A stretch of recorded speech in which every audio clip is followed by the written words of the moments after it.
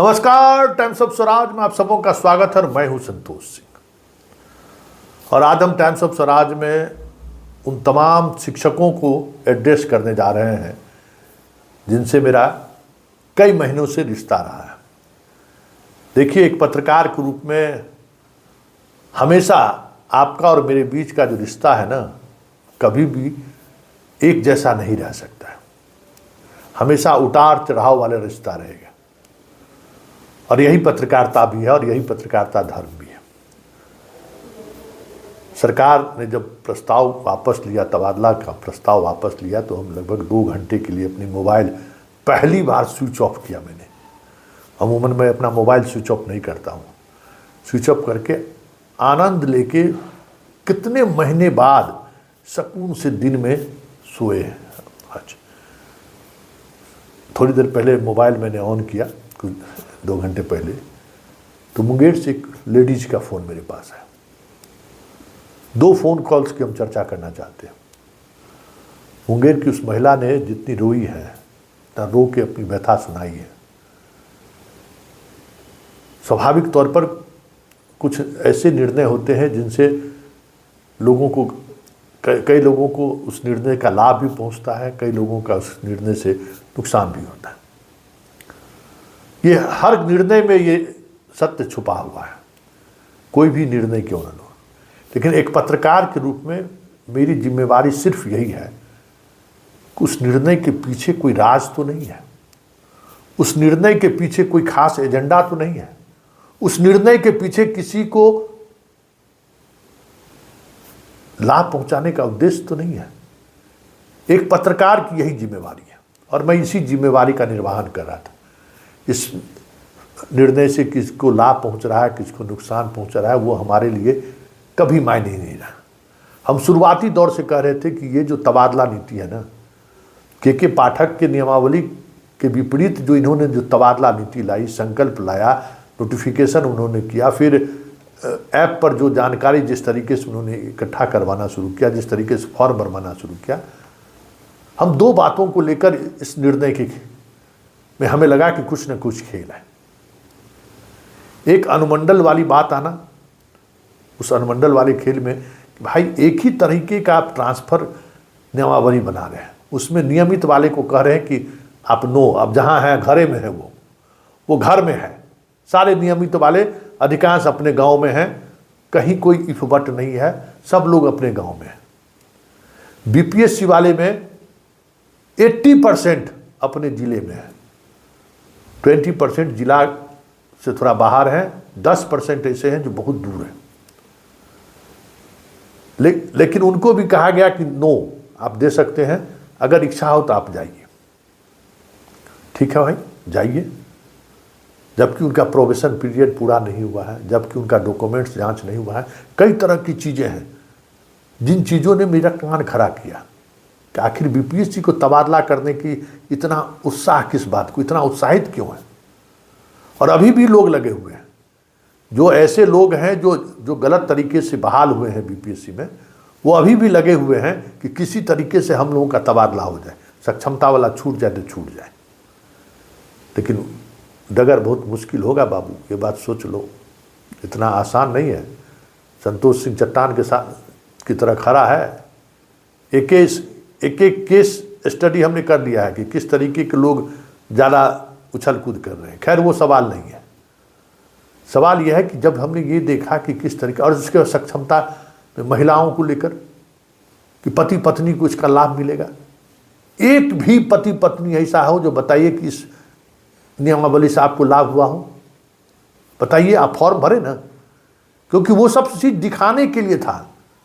दिव्यांगता वाला, पति पत्नी वाला, ये सब फेस था, चेहरा, उसको मदद पहुंचाना, सहयोग पहुंचाना नहीं था। उस खेल में आप कहीं नहीं रहते, आप ये मानिए। हम इस खेल को समझ रहे थे।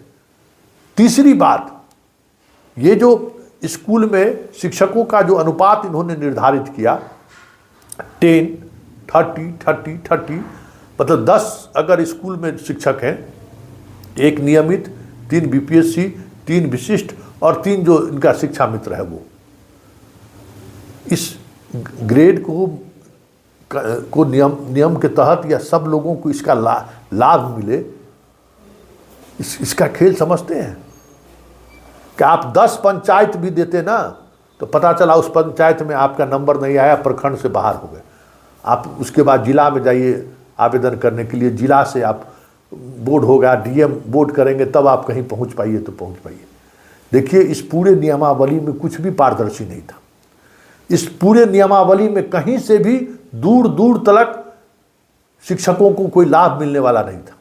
हाँ, ये अलग बात है कि जो 4-5 जिले, अब जैसे जो मुंगेर की महिला शिक्षिका काफ़ी रोई हैं 10 मिनट तक, वो बहुत मुश्किल हुआ अपने आप को मुझे खुद संभालना, इतना रोई हैं। स्वाभाविक तौर पर नेहरा में उनको नौकरी हो गया, कभी ससुराल छुट्टी में, जैसे लोग अपने गर्मी छुट्टी में गई होंगी, तो वो गर्मी छुट्टी भी आजकल बंद कर दिया है। तो ऐसी शिक्षिका जो बहुत दूर दूर पे हैं, अब हमारे कुशेश्वर स्थान में एक शिक्षिका है, औरंगाबाद की रहने वाली है, उनको, लेकिन उनसे हमारी बात हुई, हमने कहा कि भरोसा रखो, मार्च तक तुमको घर पहुंचा देंगे, लड़ रहेंगे तुम्हारी लड़ाई, तुमको तो न्याय, महिलाओं सबको तो घर पहुंच जाना है चाहे जो हो जाए। तो उसको भरोसा है, भरोसा पे कि ठीक है सर, आप पर हमको भरोसा है। मुंगेर की शिक्षिका इतना रोने के बावजूद भी उसने कहा कि आप पर हमको भरोसा है, तो हम याद करिए उस भरोसे पर खड़े उतरेंगे। तो ये सारी साजिशें थी ट्रांसफर के सहारे। आप पागल हो जाती हैं। आपके पास जो बीपीएससी वाले को मना कर रहे थे कि तुम मत करो ट्रांसफर वाला, तुम्हारे पीछे खेल है, जो रसूख वाले लोग हैं उन लोगों का तो पति पत्नी बाल बच्चा बीबी जितना है सब पहुंच जाता अपने जगह पर। जो प्राण है, प्राण उसका, मान लीजिए पटना में सब परिविकार है, उसका प्राण 2-4-5 महीना में चला आता, तुम लोगों का प्राण आने में 1 साल लग जाता। 1 साल वेतन नहीं मिलता तो क्या खाते? सुबह तुम्हारा डॉक्यूमेंट्स उसी को में रह जाता, उसी जिले में, उस डॉक्यूमेंट्स के लाने में तुमको हजारों बार रुपया खर्च करना पड़ता है, कई बार वहाँ जाना पड़ता है। कोई देखने वाला है शिक्षा विभाग में? जी, शिक्षा विभाग का कोई माई बाप है? कोई नियम कानून से शिक्षा विभाग चलता है? जो शिक्षक का कोई बाहरी आमदनी नहीं है, बताइए, मेडिकल लेता है तो उसमें भी पैसा मांगता है शिक्षा विभाग से भी, बताओ ना। इस सब का कोड ही नहीं फूटेगा है, इस सब कुछ कोड ही फूटना चाहिए ना। बाल बच्चा इस सब का हत्यारा रेपिस्ट हो जाएगा इन लोगों का। कोई बाल बच्चा बन पाएगा शिक्षा विभाग के अधिकारी या कर्मचारी का? वैसे ही लोग इस शिक्षा विभाग का यहाँ पटना के दफ्तर में बैठा हुआ सब चंडाल सब है, खाली लूट का स्कीम बनाता रहता है। बताएं, इस आज ही इस बात को लेकर जबरदस्त विवाद हुआ है। जब हमने सवाल खड़ा किए कि भाई इस शहर वाला में पोस्टिंग आपको नियम के तरह दे दिए, तो हमको भेज दिया नियमावली का कॉपी। एक जगह लिखा हुआ है छोटा सा में कि शहरी निकाय जो है इंडिपेंडेंट बॉडी होगा, मतलब ये यहाँ अनुमंडल फॉलो नहीं होगा।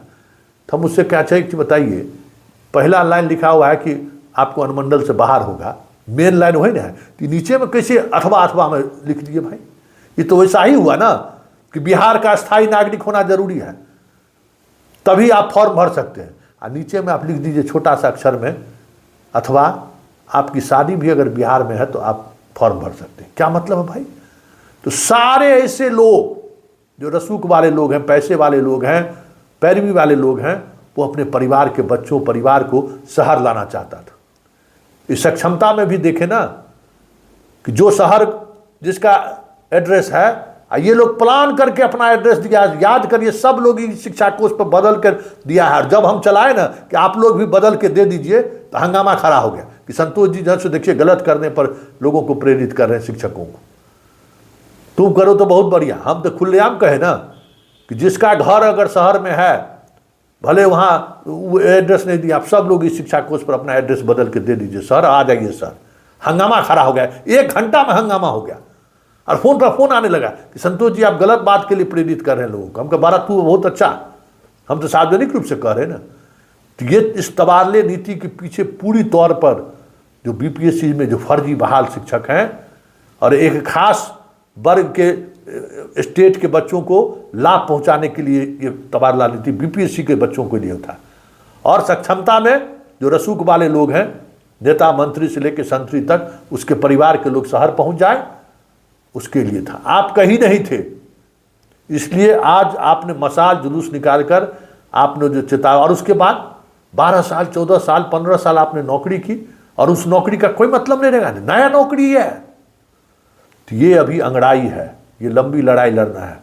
और हम तमाम मित्र, शिक्षक मित्रों को हम कहते हैं, हम नेता नहीं हैं, हम आश्वासन नहीं देते, हम भरोसा नहीं, हम आपको दिला रहे हैं, हम खबरों के सहारे वो परिस्थिति बनाएंगे।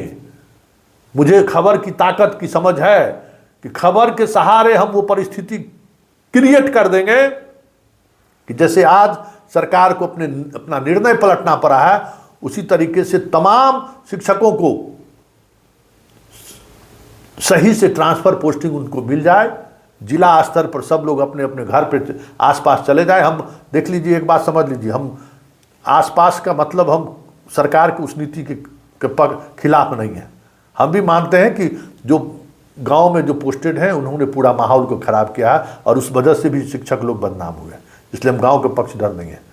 हम पंचायत के आसपास के भी पंचायत के पक्षधर नहीं है, लेकिन प्रखंड में आसपास के आने जाने में 20-30 किलोमीटर का अगर दूरी रहे तो ये आ जाए, शिक्षक घर से आ जाए और आ जाए, चले आए, ये होना चाहिए। ये हमें लगता है कि ये हो, और यही लड़ाई लड़नी है। और जितने दिनों तक आपने सेवा की है वो सेवा निरंतरता का लाभ आपको मिले। अभी आपको पता है कितनी बड़ी साजिश आपके खिलाफ रचा गया है। अब उस हम मुंगेर की महिलाओं को कहे, हम रोने लगी थी, हम उसको कहे कि एक बात मेरा आप ध्यान रखिए, अभी आप जाती ना तो आप अपना सब कुछ अपने नहरे में छोड़ कर जाती। आप जितना मेहनत किए, बोली वो महिला रो लेते हुए कि हम 3 किलोमीटर पैदल चलकर संतोष जी हम स्कूल अपना जाते थे। हम प्रेग्नेंट थे तब भी पैदल, उस समय में कोई टोटो वोटो नहीं चलता था, स्वाभाविक तौर पर गांव में कहाँ कोई टोटो था। इतना कुछ दिए हैं इस विभाग को, और आज हमको लगा कि हम अपना सहरसा जिला में उनका ससुराल है, वहाँ जाना चाहती थी। तो हम बोले कि बताइए आप, ठीक है चली जाती, लेकिन अपना सब कुछ गवा के जो आपने बच्चों को दिया, अगर वो सारा चीज़ आप खो के आप उस गांव में जाके अपने ससुराल में जाकर क्या मुंह दिखाते हैं। एक नए शिक्षक के रूप में चंद दिन पहले जो बहाल हुआ है बीपीएससी, वो भी आप पर हुक्म झाड़ता। आप नए शिक्षक के रूप में आपकी बात, आपका सब किया कराया, जो आपने उस हालत में आपने स्कूल को सजारा संवारा, वो सब कुछ लुटा के आप कह रही है कि हम जाना चाहते थे। तब वो रोना बंद कर दी कि नहीं सर, ये चीज़ तो हम नहीं समझ रहे थे। तो इस बात को तमाम शिक्षक समझिए, ये जो मशाल जुलूस निकला है ना, ये मशाल जुलूस अंगड़ाई है, आगे बहुत कुछ बाकी है।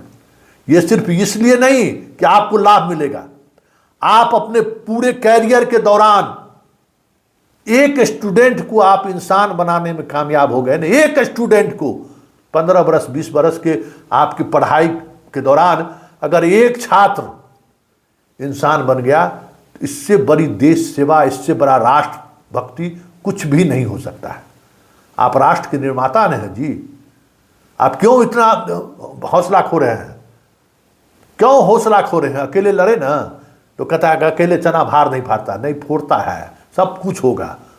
बस नैतिकता बचाए रखिए। हम बार बार यही कहते हैं, नैतिकता बचाए रखिए। नैतिकता बहुत जरूरी है। आप बच्चों को पढ़ाइए, और हम उम्मीद करते हैं कि ये लड़ाई मार्च तक रहेगी। मार्च तक में सारी चीज़ें सामने आ जाएंगी। सरकार बाएं दाएं नहीं हो सकती है। आप तैयार रहिए। हम बीपीएससी वाले को भी कहते हैं, ज़्यादा बेचैन मत हो, परेशान मत हो, प्रोसेस से होने दो। सारा चीज़ सिस्टम से होगा ना तो जाओगे तो सुकून से रहोगे, नहीं तो ज़िंदगी नरक हो जाएगा, बाबू से कह देते हैं।